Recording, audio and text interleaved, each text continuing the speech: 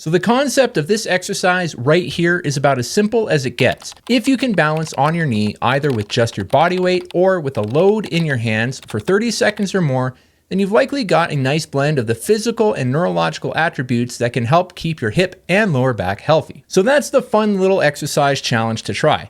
Now, you can do it on a workout bench or on the floor. Just find what works best for you and then have at it.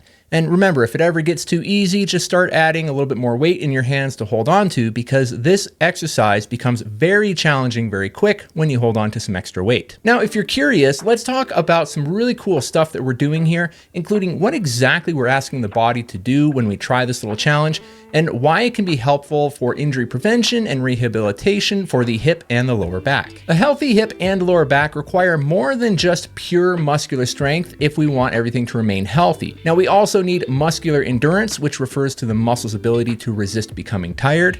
We need adequate stability around the joint itself, and we need to be able to exhibit movement control around the joint itself, which we often call motor control. Now, to be clear, we also need a healthy range of motion or mobility around the joint itself, but in this balancing exercise, we're not addressing mobility. And when we have an ideal blend of these attributes, we're much less likely to run into the various types of conditions and dysfunctions that can predispose us to various issues that can arise. And these can be issues that cause aches, pains, poor movement quality, and so on. There are more than 20 muscles that cross the hip, and this balancing exercise is forcing the muscles of the hip to produce what we call co-contraction. And this essentially means that the multiple muscles are all contracting as a team to create stability around the joint itself. And in addition to this, some of the muscles of the lower back, notably the deeper stabilizers along the spine, are also working to produce stability of the lumbar spine. So by removing the lower leg and balancing on the knee,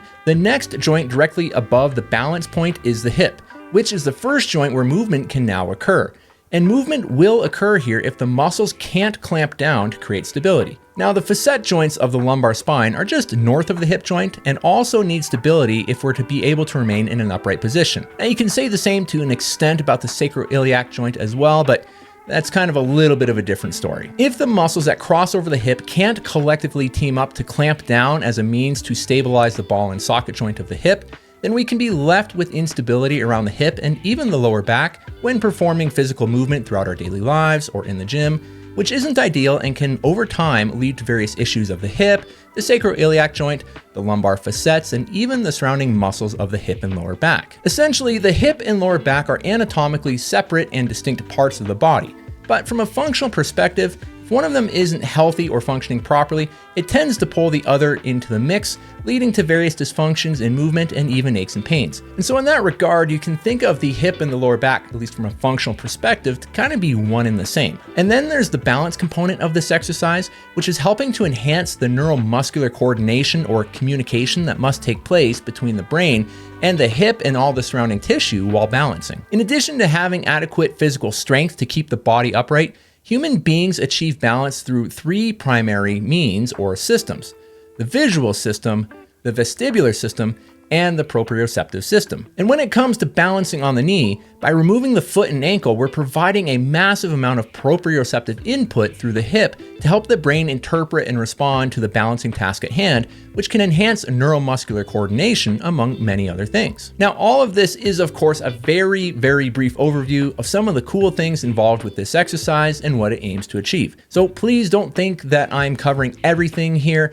but in the name of being mindful of your time, along with how long it takes me to film and edit these videos, I'm keeping this video very surface level and concise, but hopefully you understand the basic components of what's going on here. Speaking of which, if you've enjoyed this video or found it to be helpful in any way, please feel free to hit the like button. Now, over the years, I've been taking the time to learn how to do all of my filming and all of these edits and this compositing, since I'm truly passionate about sharing the power of human movement, and I want to do all I can to provide helpful and meaningful content. Now, it's taking a ton of learning and time to do all of this, and I've still got a long ways to go, but it's all in the name of better serving you, the viewer. And if you appreciate any of this, a like would mean a ton to me.